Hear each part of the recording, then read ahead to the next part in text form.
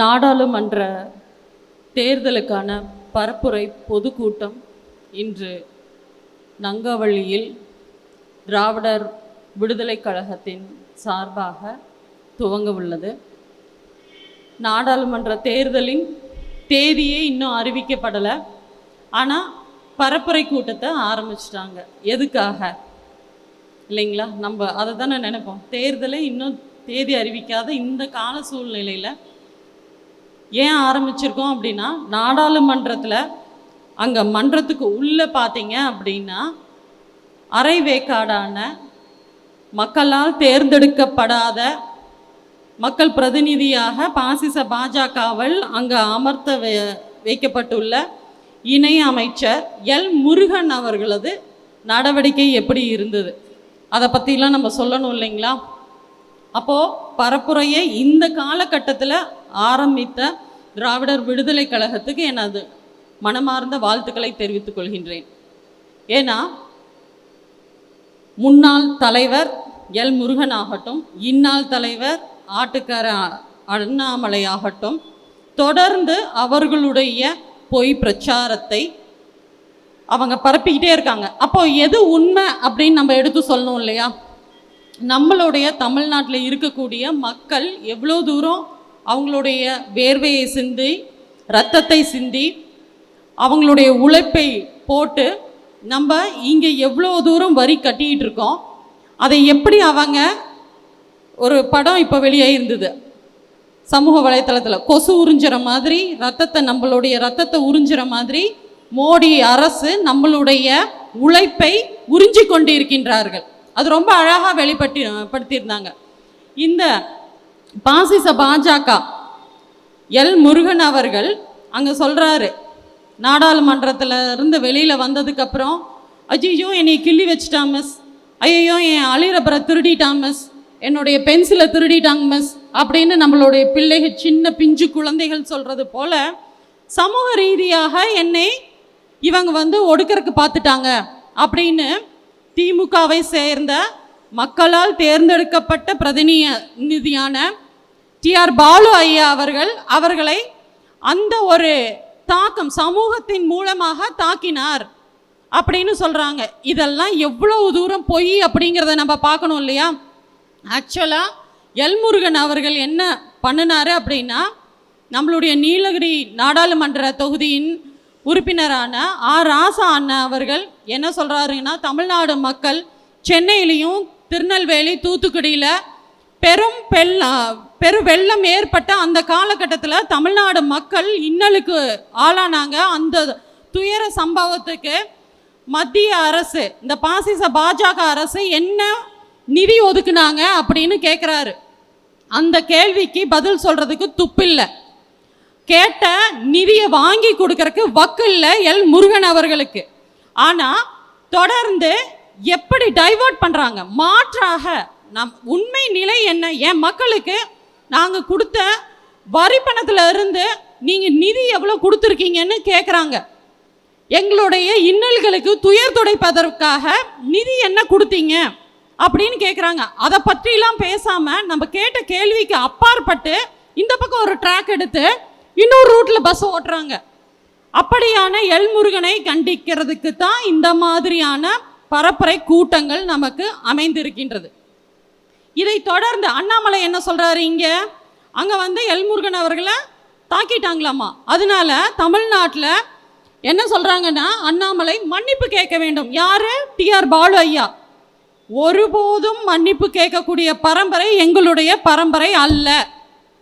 சாவக்கர் பரம்பரையா காலில் நீட்டிவிட்டு விழுகிற அளவுக்கு அப்படியான கொள்கை ரீதியிலேயே நம்ம வந்திருக்கோம். இங்கே இருக்கக்கூடிய சாமி கும்பிட்றவங்களாகட்டும் கும்பிடாதவங்களாகட்டும் யாராக இருந்தாலும் ஒவ்வொருத்தருடைய ரத்தத்திலையும் பெரியாரின் கொள்கை ஓடிக்கொண்டு இருக்கின்றது. அப்படியே ஊறி போயிருக்கோம். இங்கே இருக்கக்கூடிய மக்கள், இங்கே காய்கறி கடை போட்டிருக்கிற அக்காவாகட்டும், பாட்டி ஆகட்டும், தாத்தாவாகட்டும், டீ கடை அண்ணன் ஆகட்டும், டீ ஆத்திர அண்ணன் ஆகட்டும், அவங்களுடைய உழைப்பிற்கும் அப்பாற்பட்டு தாலி குண்டுமணியை கூட அடகு வச்சு என் பிள்ளைங்களை படிக்க வைக்கணும் அப்படிங்கிற ஒரு அந்த கல்வியின் முக்கியத்துவத்தை அறிந்த கூலி தொழிலாளிகள் வாழக்கூடிய தமிழ்நாடு இது. இங்கே வந்துட்டு நீங்கள் மன்னிப்பு கேளுங்க அப்படின்னு நீட்டி விட்டு காலில் உருந்து மன்னிப்பு கேட்கறதுக்கு நாங்கள் என்ன சூடு சொரணை இல்லாத பாஜக காரங்கன்னு நினச்சிக்கிட்டாங்களா? அவங்களுக்கு ஏதாவது ஒரு கேஸு அவதூறான வழக்குன்னு நம்ம சொல்லிட்டா போதும், உடனே எனக்கு யூரினரி இன்ஃபெக்ஷன் இருக்குது, வயிற்றுல புழுவு இருக்குது. வெக்கமா இல்லை? இந்த மாதிரி தானே மன்னிப்பு சொல்லிட்டு கோர்ட்லேருந்து வெளியில் வரீங்க. உங்களை மாதிரி எங்களையும் நினச்சிட்டிங்களா? எங்களுடைய மக்களுக்காக, மக்களின் குரலாக நாடாளுமன்றத்தில் எங்களுடைய மக்கள் பிரதிநிதி கேள்வி கேட்குறாங்க. அதுக்கு பதில் சொல்கிறதுக்கு உங்களால் முடியல அப்படின்னா, ஐயோ என்னை கிள்ளிட்டான், என்னை அடிச்சிட்டான், என்னை சமூக ரீதியாக தாக்கிட்டான் அப்படின்னு போய் பரப்ப வேண்டியது. நிறைய பேத்துக்கு அது தெரியறதே இல்லை. இப்போ பார்த்தீங்க அப்படின்னா நம்மளுடைய மக்கள் தோழர் பெருமாள் அவர்கள் சொன்ன மாதிரி புதிய கல்விக் கொள்கை கொண்டு வரேன், நீட்டை கொண்டு வரேன், நம்மளுடைய பிள்ளைகள் படிக்கக்கூடாது. புதிய கல்விக் கொள்கைன்னா நீங்கள் ஏதாவது நினச்சிக்க வேண்டாம். நம்மளுக்கு இப்போ 10வது 12வது பொது தேர்வு வைக்கிற மாதிரி 5வது 3வது 5வது 8வது போன்ற சின்ன சின்ன வகுப்பில் இருந்தே அவங்களுக்கு தடைகளை உருவாக்குறாங்க. நம்மளோட கலைஞர் அந்த காலத்துலேருந்து என்ன சொன்னார்? ஆல் பாஸ், 8th வரைக்கும் ஆல் பாஸ், எல்லாம் படிங்க, போடுங்க, ஓடுங்க. இப்போ என்னெல்லாம் ஆல் பாஸ் பண்ணி 8th வரைக்கும் விடலைன்னா எனக்கெல்லாம் அந்த ஸ்பார்க்கே வந்திருக்காது. எப்போயும் 3வதுலேயே ஃபெயில் ஆகி வீட்டில் உட்காந்துருப்பேன். இன்றைக்கி நான் பிஜி வரைக்கும் படிச்சிருக்கேன் அப்படின்னா படி. காலை சிற்றுண்டி திட்டம் தரோம், மதிய சிற்றுண்டி திட்டம் தரோம், இலவச கட்டண பேருந்து தரோம், சீருடை தரோம், பள்ளி கொண்டு போகிற பை தரோம், புத்தகம் உங்களுக்கு ஃப்ரீ, எல்லாமே ஃப்ரீ. நான் இங்கே படித்தா போதும், வந்தால் போதும், உட்கார்ந்தா போதும் அப்படின்னு நினைக்கிறாங்க. இப்படியான கல்வியை இப்போ மருத்துவ கல்வியை நீட் அப்படின்னு ஒரு என்ட்ரன்ஸ் கொடுத்து தடை பண்ணியிருக்காங்க. இது ஒன்று.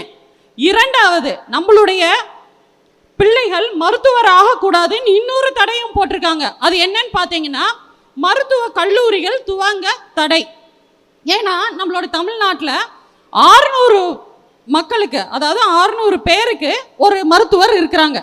அப்போது ஒரு மருத்துவருக்கு 600 பேர் இருக்காங்க அப்படிங்கிறதே அவங்களுக்கு ரொம்ப அதிகமாக தெரியுது.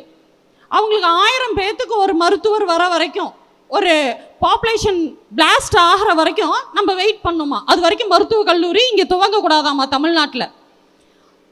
எப்படிலாம் தடை போடுறாங்கன்னு பாருங்கள். நம்மளுடைய பிள்ளைகளை நல்லா படிக்க வைக்கிறோம். ஒரு 200 பேர்த்துக்கு ஒரு மருத்துவராக கூட நம்ம கொண்டு வரலாம். நல்ல ஒரு சீரான ஒரு உடல்நிலை கொண்ட மக்களாக நம்மளால் இருக்க முடியும்.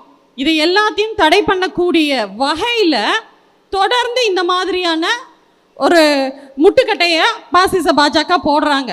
ஆனால் நம்மளுடைய தமிழ்நாடு முதல்வர் முத்துவேல் கருணாநிதி ஸ்டாலின் அவர்கள் என்ன பண்ணுறாரு அப்படின்னா, தொடர்ந்து படிக்க வைக்கணும்.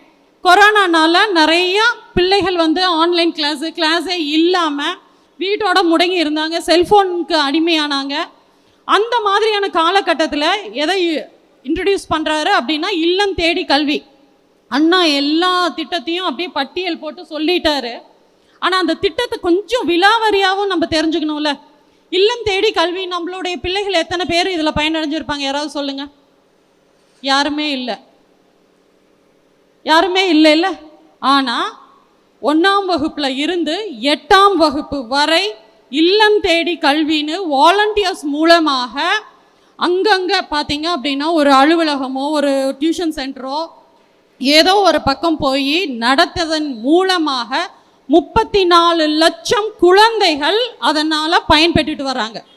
நீங்கள் நினைப்பீங்க நம்மளுக்கு தெரிஞ்சு இங்கேயே இல்லை அப்படின்னா ஒரு தமிழ்நாட்டில் 100-200 பேர் படிச்சிருக்கலாம் அப்படின்னு நீங்கள் நினைக்கலாம். ஆனால் 34 லட்சம் அப்படிங்கிறது பெரிய நம்பர் தானே.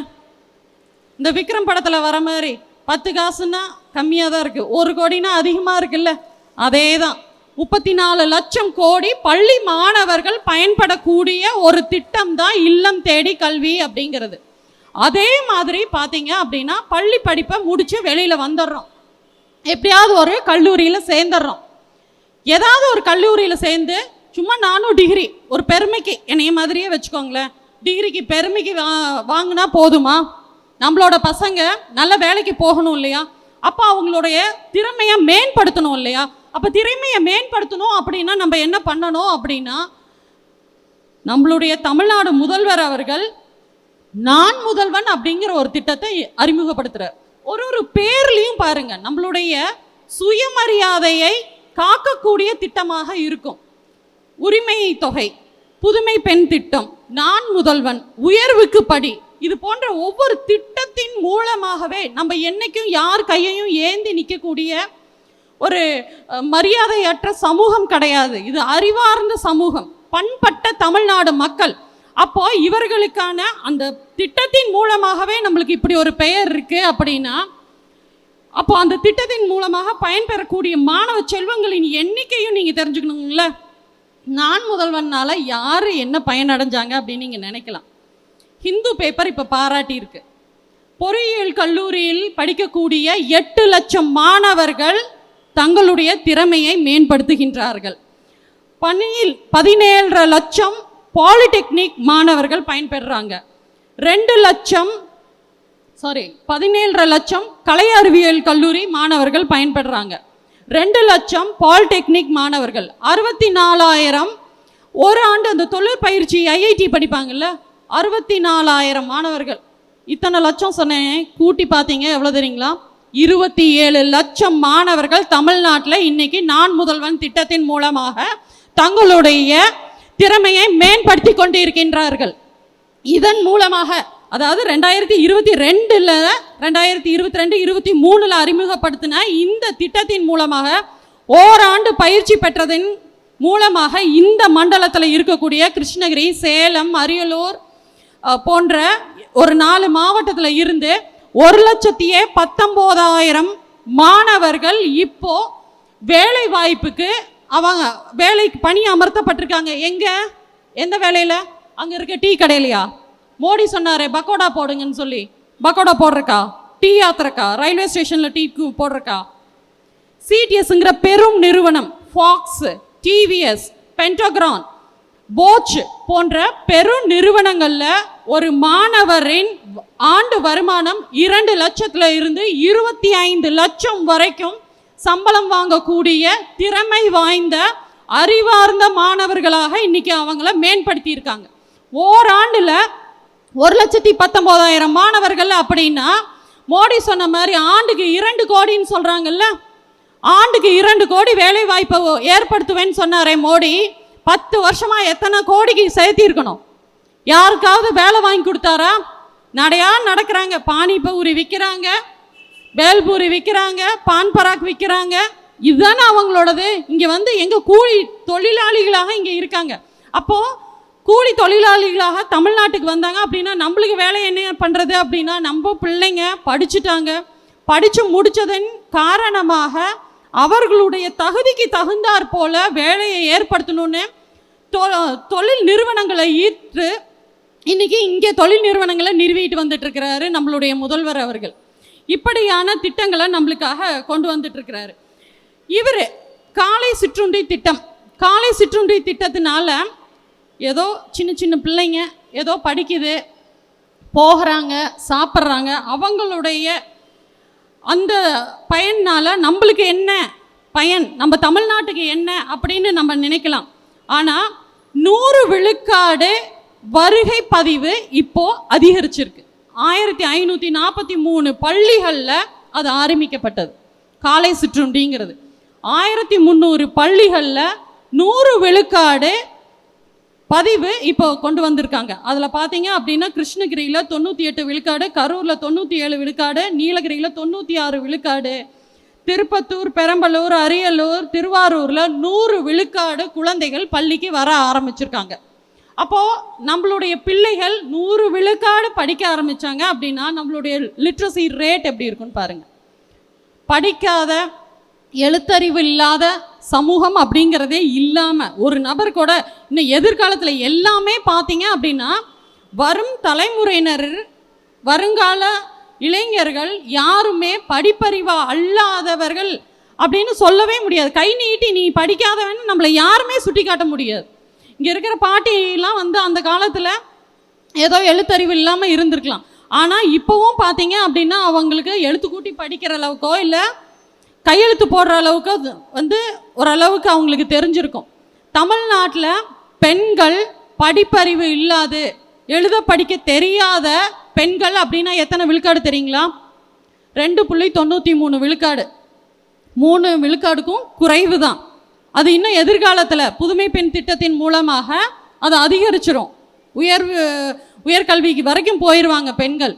ஆனால் இதே வட மாநிலத்தில் பீகார், யூபி, மத்திய பிரதேஷ், ஆந்திர பிரதேசில் வடநாட்டில் இருக்கிறவங்களுக்கெல்லாம் பார்த்தீங்க அப்படின்னா 30 விழுக்காடு பெண்கள் படிக்காமல் இருக்காங்க. படிப்பறிவே கிடையாது, அவங்களுக்கு எழுத தெரியாது, எழுத்து கூட்டி படிக்க தெரியாத பெண்கள் 30 விழுக்காடு இருக்காங்க. ஆனால் நம்மளது 3 விழுக்காடுக்கும் குறைவாக தான் பெண்கள் வந்து இந்த மாதிரியான நிலையில் இருக்காங்க. அதுவும் பார்ட்டிஸ் தான் இப்போ இருக்க பெண்கள் கிடையாது. ஏன்னா புதுமை பெண் திட்டத்தின் மூலமாக பெண்கள் நீங்கள் எவ்வளோ நினைக்கிறீங்களோ படிங்க. 3 வருஷம் தான் படிக்கணும்னு ஏதாவது சட்டம் வச்சுருக்காரா? நீ 3 வருஷம் படி, 6 வருஷம் படி, 8 வருஷம் படி, யூஜி படி, பிஜி படி, பிஹெச்டி படி, பிஎட் படி, என்ன கோர்ஸ் வேணாலும் நீ படிக்கலாம். இன்ஜினியர் படிக்கிறியா, டாக்டர் படிக்கிறியா, என்ன கோர்ஸ் நீ படித்தேனாலும் அரசு பள்ளி மாணவிகளாக இருந்தால் மாதம் 1000 ரூபாய். சரி, எங்களுக்கு தாலிக்கு தங்கம் கொடுத்தாரு, தங்கம் கொடுத்ததை நிறுத்திட்டு இவர் வந்து மாதம் வெறும் 1000 ரூபா கொடுக்குறாரு. இதை எப்படி நாங்கள் ஒத்துப்போம் அப்படின்னு நினைக்கலாம். ஆனால் வெறும் 1000 ரூபாய் அப்படின்னு நினைக்கிறவங்களுக்கு ஒரு டேட்டா சொல்கிறேன். 1 லட்சம் பெண்கள் மட்டும்தான் அந்த தாலிக்கு தங்கம் அப்படிங்கிறதுனால பயனடைந்தாங்க. ஆனால் இப்போ 2.25 லட்சம் மாணவிகள் மாதம் 1000 ரூபாய் வாங்குறாங்க. அப்போ எது பெரிய திட்டம்? எது நம்ம மக்களுக்கு உயர்வை தரக்கூடிய ஒரு திட்டம்? இதையெல்லாம் நம்ம கம்பேர் பண்ணி பார்க்கணும் இல்லையா? இவங்க நம்ம படிங்க, காலையில் வந்து சிற்றுண்டி போட்டுறோம் படிங்க, மதியம் உணவு போட்டுறோம் படிங்க அப்படின்னா அவங்க எங்கே கை வைக்கிறாங்க அப்படின்னா யூபிஎஸ்சி எக்ஸாமில் கை வைக்கிறாங்க. சிவில்ஸ் நம்ம பிள்ளைகள் வந்து ஒரு டிகிரி படித்து நிறுவனங்களில் போய் மட்டும் வேலைக்கு இருந்தால் பத்தாது, ஆட்சியாளராக அமர வேண்டும். அரசியல்வாதிகளில் ஒரு 5 வருஷம் வந்து ஆட்சியில் உட்காரலாம். ஆனால் ஆட்சியாளராக வாழ்நாள் முழுக்க அவங்க பணியமர்த்த வேண்டும். அப்படிங்கிறதுக்காக நம்மளுடைய தலைவர் அவர்கள் சிவில்ஸ் அந்த கோர்ஸ் படிக்கிறவங்களுக்கு நல்ல திறமை வாய்ந்த 1000 மாணவர்களை தேர்ந்தெடுத்து அவங்களுக்கு பார்த்தீங்க அப்படின்னா மாதம் 1700 ரூபா தரார். ஃபர்ஸ்ட் லெவல் பாஸ் பண்ணவங்களுக்கு 25,000 ரூபாய் ஊக்கத்தொகை தரார். ஏன் இதெல்லாம் தராரு அப்படிங்கிறதையும் நம்ம தெரிஞ்சுக்கணும்ல. நம்ம பிள்ளைங்கள்லாம் படிக்கக்கூடாது அப்படின்னு சொல்லி இது வரைக்கும் 7 லட்சம் ஆண்டுக்கு 7 லட்சம் பேர் தேர்வு எழுதி அதில் 700 பேர் தான் வந்து ஐஏஎஸ் ஆவாங்க. ஐஏஎஸ், ஐபிஎஸ், ஐஎஃப்எஸ்லாம். அதில் இப்போது அது 14 விழுக்காடு தமிழ் சமூகத்து பிள்ளைகள் பாஸ் ஆகிட்டு இருந்தாங்க. இப்போ பார்த்தீங்க அப்படின்னா 7 விழுக்காடாக குறைஞ்சிருக்கு. ஏன்னா தமிழர்கள் அப்படின்னாலே அவங்க வந்து இந்த ஆர்எஸ்எஸ் தயவுனால ஐபிஎஸ் ஒருத்தர் பாஸ் ஆனார்ல, அந்த மாதிரி அந்த அறகுறை எல்லாத்தையும் பாஸ் பண்ணி விட்டுட்டு நம்ம பிள்ளைகளை எல்லாத்தையும் ஃபெயில் பண்ணிட்டு இருக்காங்க. அதனால் நம்ம பிள்ளைகள் மனம் உடைந்து பின்தங்கிடக்கூடாது அப்படிங்கிறதுக்காக அவங்களை ஊக்குவிக்கும் வண்ணம் இவங்க தொடர்ந்து நம்மளுடைய தமிழ்நாடு முதல்வர் அவர்கள் நம்ம பிள்ளைகள் ஆட்சியாளராக அமர வேண்டும் அப்படின்னு இந்த மாதிரியான ஒரு முன்னெடுப்பை எடுத்திருக்காரு. இதெல்லாம் நம்மளுக்கு வரவேற்கக்கூடிய ஒரு விஷயம். ஆனால் இந்த பாஜக என்ன சொல்லுவாங்க, திருக்குறள் படிப்பார், அப்புறம் வாழ்த்துக்கள் அப்படின்னு நல்லா அழுத்தம் கொடுப்பாரு. ஆனால் நம்ம நல்லா தான் வாழ்ந்துக்கிட்டு இருக்கோம். இவங்க மற்ற மாநிலங்களுக்கு ஒதுக்கக்கூடிய நிதியையும் நம் மாநிலத்துக்காக இவங்க ஒதுக்கக்கூடிய நிதியையும் நம்ம தெரிஞ்சுக்கணும்ல. இப்போ பட்ஜெட் ஒன்று வாசிச்சாங்களே, 0 பட்ஜெட்டு. தமிழ்நாட்டுக்காக இங்கே தெற்க இருக்கக்கூடிய மாநிலங்களுக்காக எவ்வளோ பட்ஜெட் ஒதுக்குனாங்க, எவ்வளோ நிதி ஒதுக்குனாங்க. நம்மளுக்காக பேரிட இருக்க காலத்துலேயும் எந்த நிதியும் தரல, பட்ஜெட்லேயும் நம்மளுக்காக எந்த ஒரு சிறப்பு அம்சமும் ஒதுக்கலை. ஆனால் நிர்மலா சீதாராமன் அவர்கள் ரொம்ப வாய்க்கிழியும் ஒன்று பேசினாங்க. 15 எய்ம்ஸ் கட்டியிருக்கோம். எங்கெங்க கட்டினீங்க?